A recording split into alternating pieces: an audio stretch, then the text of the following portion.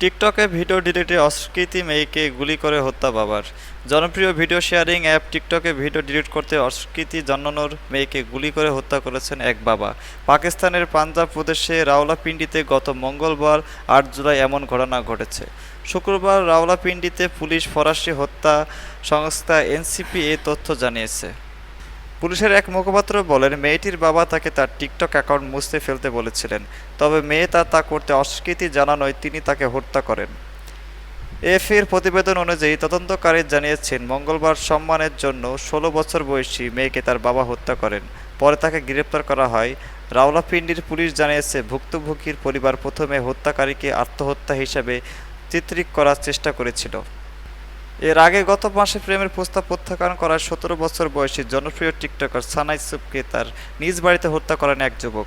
TikTok সহ social media অ্যাকাউন্টগুলোতে 10 লাখেরও বেশি ফলোয়ার ছিল সানার।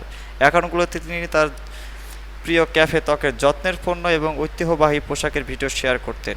বর্তমানে পাকিস্তানের টিকটক সহ খুবই জনপ্রিয় একটি অ্যাপ। এর কারণ হলো এটি সহজে অ্যাক্সেসযোগ্য। অ্যাপটি থেকে লাভজনক আয় হওয়া নারীরাও এখন এর প্রতি ঝুঁকছেন।